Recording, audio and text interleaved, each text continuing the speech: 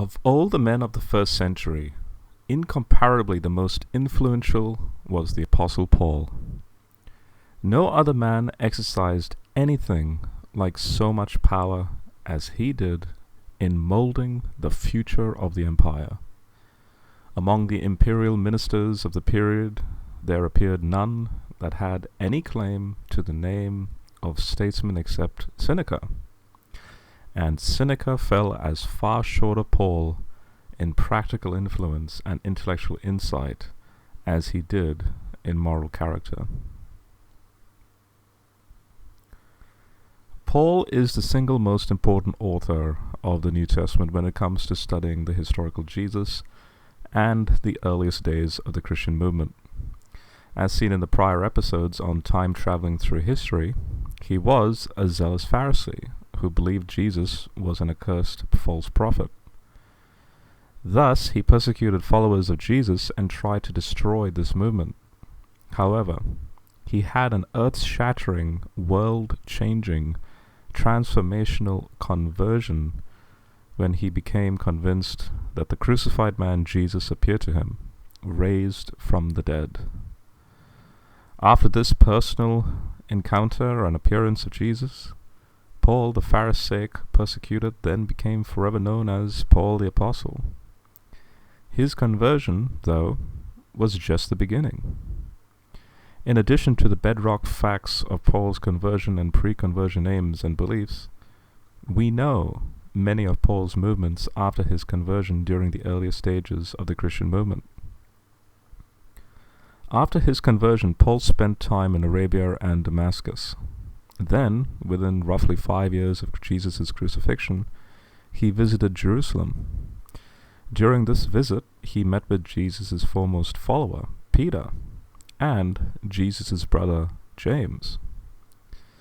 It was at this meeting, sometime in 34 to 37 AD, after his conversion in Damascus, that Paul received many traditions and hymns about Jesus' life, teachings, death, burial, resurrection, and appearances.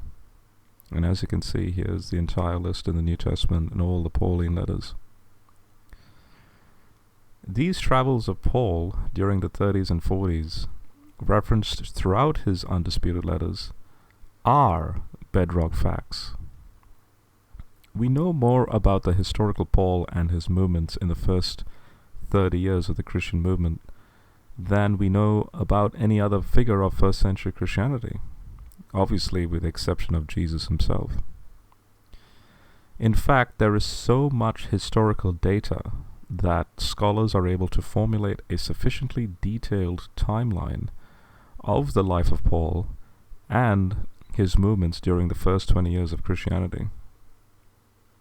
For example, since Paul stood before the proconsul Gallio in Corinth at the end of the 19th century, an inscription from the Roman Emperor Claudius was discovered at the Temple of Apollo in Delphi, Greece. In the inscription, Claudius mentions Gallio as proconsul. The inscription reads, quote, Tiberius Claudius, Caesar Augustus Germanicus, invested with tribunician power for the 12th time, acclaimed imperator for the 26th time, father of the fatherland. For a long time have I been not only well disposed towards the city of Delphi, but also solicitous for its prosperity, and I have always guarded the cult of the Pythian Apollo. But now, since it is said to be destitute of citizens, as Lucius Junius Gallio, my friend and proconsul, recently reported to me, and being desirous that Delphi should retain intact its former rank, I order you to invite well-born people also from other cities to Delphi as new inhabitants. William Baker says, quote, Historically, the overlap of Gallio and Paul in Corinth marks one of the most important intersections of New Testament and secular dating. providing a foothold for dating the rest of Paul's movements before and after his period in Corinth. Fragments of a stone inscription were discovered in the 1930s at Delphi, not far from Corinth. This inscription mentions the Roman Emperor Claudius, the proconsul of Achaia, which is the region surrounding Corinth, Gallio, date information, and words clarifying a boundary dispute.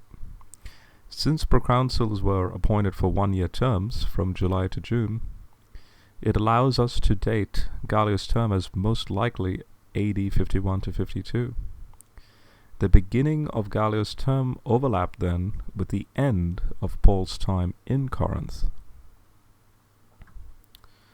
Thus, this enables historians to accurately date Gallio as proconsul of Achaia from July in 51 AD to the end of June in 52 AD. Thus, this is a bedrock fact in Paul's chronology. We only need to work backward from here by first noting that Paul had been in Corinth for roughly 18 months by the time he stood before Gallio. Thus, Paul arrived in Corinth in 49 AD because when Paul arrived in Corinth, quote, he found a Jew named Aquila, a native of Pontus, who had recently come from Italy with his wife Priscilla because Claudius had ordered all the Jews to leave Rome. In other words, Emperor Claudius expelled the Jews from Rome in 49 AD, according to the Roman historian Suetonius, quote, because the Jews at Rome caused continuous disturbances at the instigation of Chrestus, which is a misspelled reference to Christ. He expelled them from the city. Thus, Paul must have arrived in Corinth in 49 AD. We can then put the beginning of Paul's second missionary journey toward the beginning of 49 AD and the Apostolic Council in Jerusalem in the latter half of 48 AD. Paul may have written his letter to the Galatians early in 48 AD, after his first missionary journey, which would have been in 47 to 48 AD. However, Paul's second visit to Jerusalem in 46 to 47 AD to aid in the famine corresponds to when Josephus says this famine occurred. Quote, it was in the administration of Tiberius Alexander that the great famine occurred in Judea, during which Queen Helena bought grain from Egypt for large sums and distributed it to the needy. In addition, Tiberius Alexander, who was Philo of Alexandria's nephew, served as governor of Judea from 46 AD to 48 AD. Thus, all of this fits quite well and enables historians to create a timeline of dates related to the life of Paul. So here's the timeline in sequential order. So first, Paul was born in 5 AD, making him roughly 7 years younger than Jesus, who was born on the 11th of September in 3 BC. Second, Augustus Caesar dies on the 19th of August in 14 AD, making Tiberius Caesar emperor of Rome in 14 to 37 AD. Third, the high priesthood of Joseph, called Caiaphas, begins in 18 to 36 AD. Fourth, Pontius Pilate becomes governor and the fifth procurator of Judea in 26 to 36 AD. Fifth, John the Baptist begins his ministry, baptizing the Jordan River in 26 to 29 AD. Sixth, Jesus is baptized by John and began his ministry in the fall of 29 AD, where his first Passover appearance took place in the spring of 30 AD, and his crucifixion occurred on the 3rd of April in 33 AD. Thus, Jesus' public ministry lasts roughly 3.5 years. Seventh, the Pharisee Paul begins persecuting followers of Jesus and attempts to destroy the movement in 34 AD. But Paul is shortly convinced that the crucified man Jesus appeared to him alive, resurrected from the dead, near Damascus. Thus, Paul immediately goes into Arabia for an unspecified period of time. Eighth, for roughly 3 years between 34 and 37 AD, Paul returns to Damascus and receives the creedal traditions and hymns about Jesus during this time.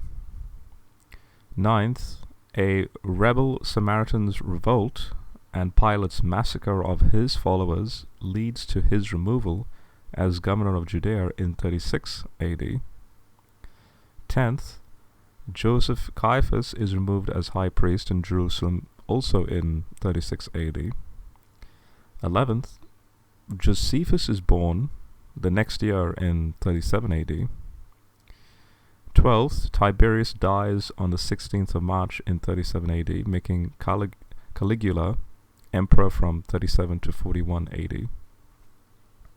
13 is that in 37 AD, Paul goes to Jerusalem, spends roughly 15 days with Peter, and sees James, the brother of Jesus. Thus, Paul receives confirmation of the creedal traditions and hymns about Jesus during this time.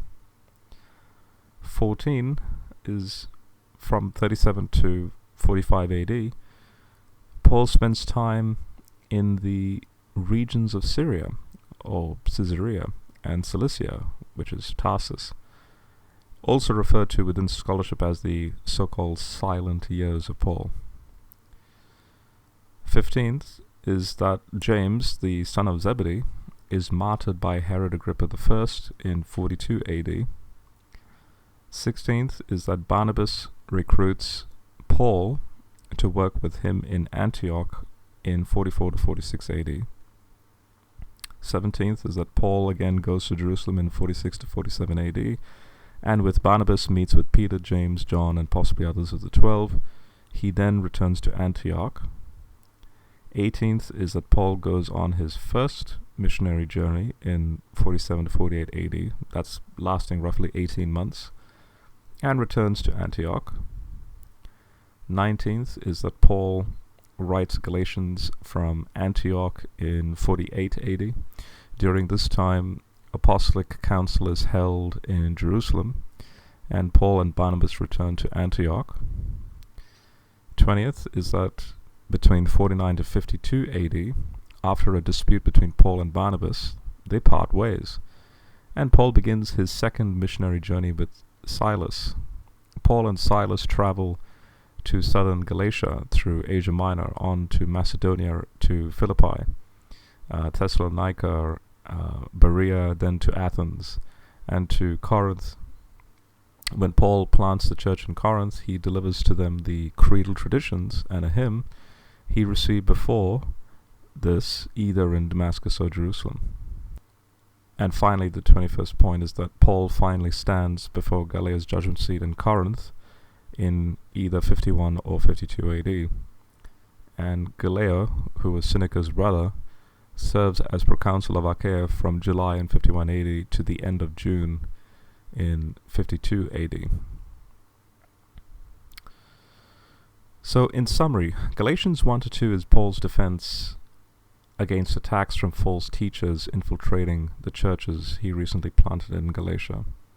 He wants to make crystal clear that he did not learn the gospel from those who were apostles before him, but instead it was given directly to him through a revelation of Jesus.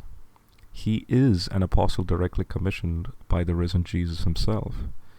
This is why he carefully narrates what he did for roughly 15 years from the time of his conversion in 34 AD, in regards to his theological adventures and meeting significant people like Peter and James. Beginning in Galatians 1 verse 13, Paul takes us chronologically from his school days as a zealous, overachieving Pharisee in the late 20s AD to his showdown with Peter in Antioch in 46 to 47 AD.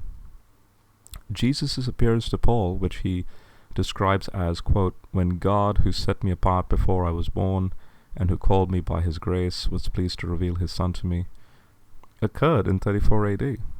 Then Paul says that after his conversion, he, quote, "went away to Arabia and then came back to Damascus." This agrees with Acts, that Paul's conversion happened somewhere near or within Damascus. His reference to Arabia refers to the ancient Nabatean kingdom founded in the 2nd century BC with its capital as Petra. and this includes the Sinai Peninsula. How long Paul spent in Arabia and what he actually did there is left to the historical imagination. However, we do have some clues. For example, Josephus tells us that, quote, Moses went up into the mountain called Sinai, which lies between Egypt and Arabia. And Paul mentions that, quote, Hagar is Mount Sinai in Arabia. Is Paul giving us a clue to where he went during this time? Mount Sinai? Did this earth-shattering news that the crucified man Jesus is alive led Paul to the same mountain to which his heroes Moses and Elijah had fled during great crisis in their lives? It seems likely, but not certain. One thing that is certain with a man like Paul is that he prayed long and hard. As a learned Pharisee, Paul must have kept running his scripture-filled mind through the Torah, the prophets, and the Psalms, seeking to understand them in light of a crucified Messiah. Preeminent in his thoughts, one can imagine, was this question: how it was that a man cursed by God on a tree could be the Messiah, even Lord of the world. Thus, it is a bedrock fact that Paul went for some amount of time to Arabia during his roughly 3 years at Damascus, but how long and what exactly he did there is left to the historical imagination. Even if Paul did spend time in prayer and contemplation over the scriptures in Arabia, he was also preaching to all in Arabia and Damascus that Jesus is, quote-unquote, the Son of God. Notice that the title, quote, the Son of God, occurs nowhere else in Acts, and here it is on the lips of Paul. Jesus is also called, quote, unquote, the Son in Acts 13 verse 33, where again it is on the lips of Paul, quoting the Messianic Psalm chapter 2 verse 7. In fact, Paul uses his title about Jesus 15 times in his undisputed 7 letters. In 2 Corinthians 11, where he recounts all his adventurous journeys, sufferings, and weaknesses, he describes his first and possibly greatest humiliation soon after his conversion. Quote, the God and Father of the Lord Jesus, who is blessed forever, knows that I'm not lying. In Damascus, the governor under King Aretas put guards around the city of Damascus to catch me, but I was let down in a basket through an opening in the wall and escaped from him. Luke provides the parallel account, quote, after several days had gone by, the Jews plotted to murder Saul, but their plot became known to him. They were even watching the gates day and night to murder him, but his disciples took him one night and let him down through the city wall by lowering him in a basket. In other words, the Jews in Damascus urged King Aretas to capture Paul, and this was the first attempt on his life after becoming a follower of Jesus. Its humiliating circumstances were no doubt seared into his memory. Douglas Campbell says, quote, at one point in his letters, Paul briefly recounts his flight by means of a basket lowered out of an opening in the walls of Damascus from an ethnarch responsible to King Aretas. The king referred to by Paul here must be Aretas IV, king of Nabatea from 8 BCE. Although it was clearly not Paul's intention, his concise account of this dramatic episode creates the prospect of an absolute chronological marker for his life, a datum, if it proves determinable, of near incomparable importance, since it would be our only such reference from his letters. This would then also link up with his sequence of Jerusalem visits, one of our most important sets of chronological data, since Paul went directly on this flight to Jerusalem for his first visit to the holy city since his call some 3 years earlier. Thus, it could constitute the chronological anchor that Pauline biographers so desperately need, one to which an entire biographical framework for his life could eventually be connected. We possess coins of the Roman emperors Augustus, Tiberius, and Nero from Damascus, but not of Caligula or of Claudius. There is a gap between the years 34 AD and 62 AD. Although it is an argument from silence, a reasonable case may be made that during this time Damascus fell under the control of King Aretas of the Nabateans from 37 to 39 AD. During this period, we also know from Josephus of some significant drama between Herod Antipas and Aretas. King Aretas' daughter had been married to Antipas, but he divorced her in order to marry Herodias, the same wife who prompted her daughter Salome to ask for John the Baptist's head on a platter.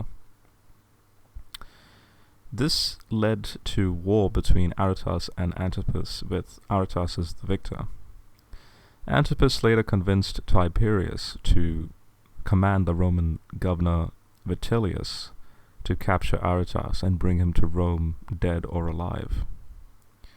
While Vitellius was on his way to fulfill these orders, he received word that Tiberius had died on the 16th of March in 37 AD, and called the whole thing off. If this is accurate, then Paul was lowered from a basket to escape King Aretas sometime after Tiberius' death in March of 37 AD, and before the death of Aretas in 39 AD. Thus, the Pauline chronology can become even more precise. In other words, after escaping Aretas, Paul paid his first visit to Jerusalem in October of 37 AD. Again, what is a bedrock fact, according to Paul's autobiography, is that he did escape from Aretas by being lowered from a wall in a basket. And Paul says that he's telling the truth. After this, he paid his first visit to Jerusalem. After Paul left Jerusalem, he tells us he, quote, went to the regions of Syria and Cilicia at the end of 37 AD. Luke confirms this by recounting that, quote, when the brothers found out about the plot, they took him down to Caesarea and sent him away to Tarsus. Paul also adds that, quote, the churches of the Messiah that are in Judea were glorifying God because of his conversion. Paul quotes the message he was hearing as, quote, the man who used to persecute us is now proclaiming the faith he once tried to destroy. These, quote-unquote, churches in, quote-unquote, Judea Paul speaks of are some of the most ancient congregations in the history of Christianity. Hans Betz confirms this, quote, the result of Paul's departure to Syria and Cilicia was that he remained personally unknown to the Jewish Christian churches of Judea. In other words, Paul could not have appeared in their meetings and received instruction from them. What kind of churches were these Christian churches, and why does Paul mention them here? Judea was the territory south of Samaria, north of the Negev, its border in the west being Mediterranean Sea, and in the east the Jordan River and the Dead Sea. Where precisely these churches were located, we do not know. Probably Jerusalem was counted as one of them. At least Paul does not make a distinction between them. Galatians 1:22 is one of the oldest references to these churches, which must have been the oldest in Christendom. Religiously, they were Jewish Christian and faithful observers of the Torah.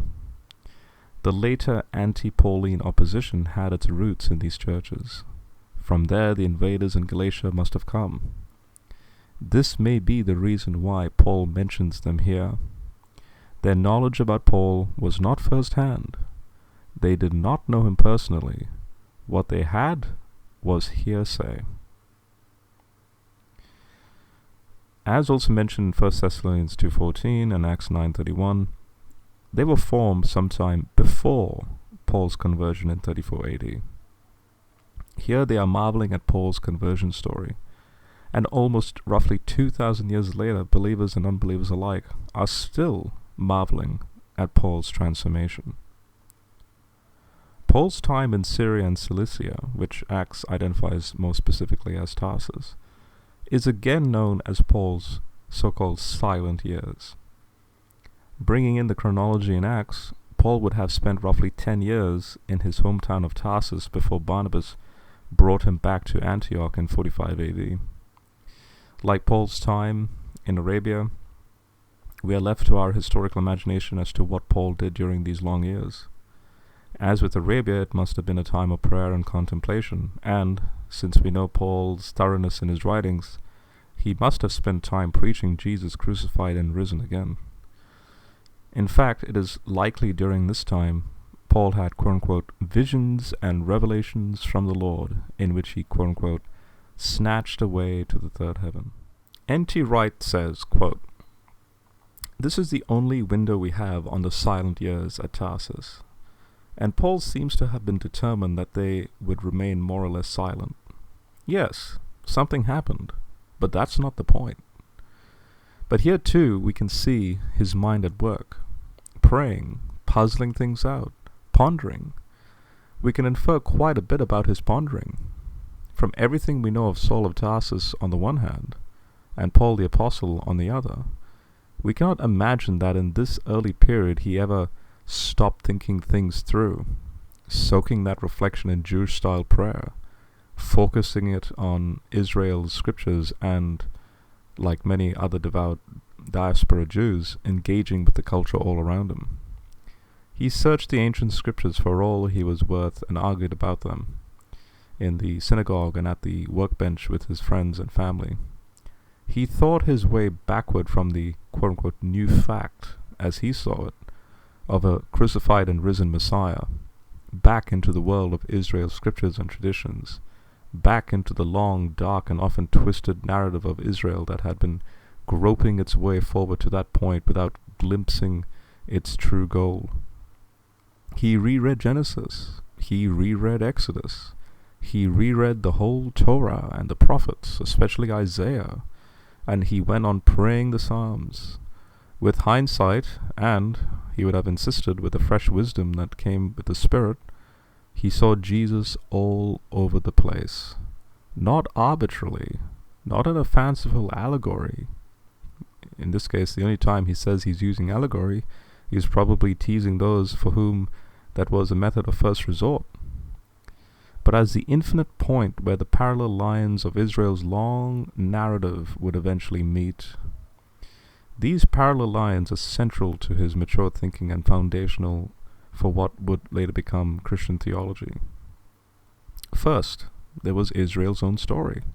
According to the prophets, Israel's story, from Abraham all the way through to exile and beyond, would narrow down to a remnant, but would also focus on a coming king, so that the king himself would be Israel personified. But second, there was God's story, the story of what the one God had done, was doing, and had promised to do. The idea of God having a story, making plans, and putting them into operation seems to be part of what Jews and early Christians meant by speaking of this God as being quote-unquote alive. And this story too would likewise narrow down to one point. Israel's God would return, visibly and powerfully, to rescue his people from their ultimate enemies and to set up a kingdom that could not be shaken. Quote, all God's promises, Paul would later write, find their yes in him. Saul came to see that these two stories, Israel's story and God's story, had, shockingly, merged together. I think this conviction must date to the silent decade in Tarsus, if not earlier. Both narratives were fulfilled in Jesus. Jesus was Israel personified, but he was also Israel's God in person. The great biblical stories of creation and new creation, Exodus and new Exodus, temple and new temple, all came rushing together at that same point. This was not a new religion. This was a new world, and it was the new world that the one God had always promised, the new world for which Israel had prayed night and day. If you had asked Saul of Tarsus before the meeting on the road to Damascus, where Israel's story and God's story came together. The two natural answers would have been temple, which is the place at the heart of the promised land where God had promised to live, and Torah, which is the word of God spoken into and determinative of Israel's national life. The temple indicated that Israel's God desired to live in the midst of his people. The Torah, that he would address his people with his life-transforming word. Saul now came to see that both these answers pointed beyond themselves to Jesus and, of course, to the Spirit. In conclusion, Paul wrote all the letters we possess in the New Testament after the silent period, and more happened in Christology and theological advancement in this decade in Cilicia and a little before in Arabia than in all the later centuries of Christian theological development. It was during this time that Paul came to a mature understanding of, quote, God's gospel which he promised beforehand through his prophets in the Holy Scriptures regarding his Son. In other words, these early roughly 20 years of the Christian movement would be almost completely lost to us if it were not for Paul's letters. Whether in Jerusalem or Damascus or Arabia or Antioch, Paul was there meeting with Peter, James, John, and no doubt others who knew the historical Jesus. Through Paul, we can reach back into the 30s and 40s AD of the Christian movement. Ehrman concludes, quote, even more telling is the much-noted fact that Paul claims that he met with and therefore personally knew Jesus' own brother James. It is true that Paul calls him the brother of the Lord, not the brother of Jesus. But that means very little, since Paul typically calls Jesus the Lord and rarely uses the name Jesus without adding Christ or other titles. And so in the letter to the Galatians, Paul states as clearly as possible that he knew Jesus' brother. Can we get any closer to an eyewitness report than this? The fact that Paul knew Jesus' closest disciple and his own brother throws a real monkey wrench into the mythicist view that Jesus never lived. Paul knows one of these brothers personally. It is hard to get much closer to the historical Jesus than that. If Jesus never lived, you would think that his brother would know about it. Now that we have time traveled through the first century, observing Paul's background and transformation, and why he is a key bedrock eyewitness for earlier stages of the Christian movement, we shall study the next bedrock source that Paul received within roughly 10 years of Jesus' death. In this case, the Creed in 1 Corinthians 15, verses 3 to 7. It is from this creedal tradition that will show us how all the bedrock facts will historically demonstrate the death, burial, and resurrection of Jesus.